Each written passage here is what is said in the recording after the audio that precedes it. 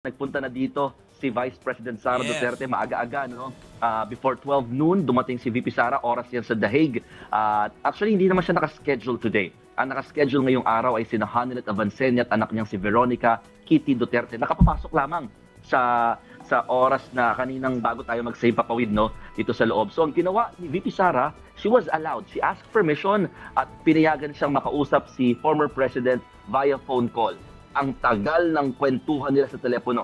It took them more than 30 minutes sa telepono, itong si VP Sara. At nung nalaman nga ni dating Pangulong Duterte na may mga supporters dito sa labas, sinabihan pa ni VP Sara yung mga tao dito na say hi, kasi nga naka-phone call siya, so talagang mas natuwa naman daw ang kanyang ama. Pinakamahaba daw itong phone call nila sa isa't isa sa tanang buhay daw ni VP Sara. Ilan sa mga nabanggit lamang ni VP Sara kanina sa panayam natin sa kanya sa media, number one, worried sila. Aminado silang worried dahil yung mga gamot ni former PRRD sa Pilipinas hindi pinayagang ipasok dito sa loob ng detention center. Although they were assured naman ng medical team dito sa lugar na taken care of naman itong si dating Pangulong Duterte in terms of medical care, no? At yun nga yung kumbaga, nagtitiwala na lamang ang kampo ni na VP Sara sa ganung paraan. Ang sinasabi kasi, dito kasi sa The Hague or mga Dutch people, hindi pala sila, sa kultura nila, hindi sila masyadong dependent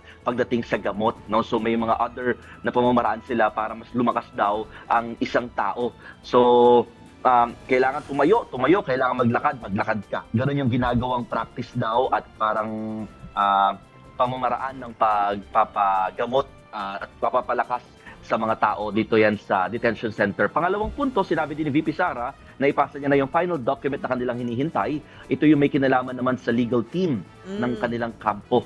Hindi sinabi ni VP Sara yung detalye ng legal team nila at hinahayaan na lamang muna yan si Attorney Nicholas Kaufman, na mas magbibigay sa atin ng details kung sino yung nakakumpleto dito sa list of lawyers na represent sa kanyang ama dito sa ICC. It may be released today or by Monday according to VP Sara. At ibig sabihin, dahil dumating na nga yung dokumentong ipinasa niya na sa ICC, it means that her job here ay tapos na, no? At babalik na siya dyan sa Pilipinas.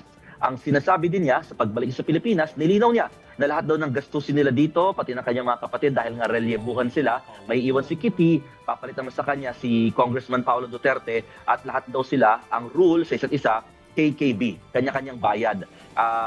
Meron naman daw sila mga ibang source of income, may sahod naman din daw sila at the same time. May mga negosyo naman daw sina Hanilet na pabagkukunan ng sarili-sarili na ng mga pera, pang gastos dahil mahal ang pagbiyahe dito sa the Netherlands.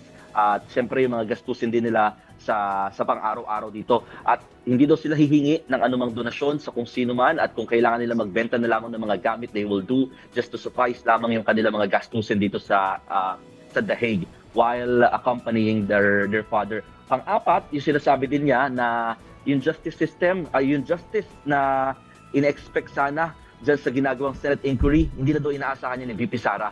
Dahil para sa kanya, imposible daw mabigyan pa ng hustisya sa Pilipinas ang nangyari daw sa kanyang ama. Inaasahan na lamang niya out of that Senate inquiry, wala na daw mangyayari pa sa sino mang Pilipino itong nangyari din sa kanyang ama na dinala nga dito sa ibang bansa para litisin. At panghuli, nagpaplano daw sila ng alliance, no, nagpaplano siya ng alliance or paano niya matutulungan ang partido ng kanyang ama na PDP sa pangangampanya, no, dahil nga ngayong nandito sa loob ang kanyang tatay na chairman ng PDP, baka it's about time to help them in terms of campaigning daw para sa mga senatoriables nila.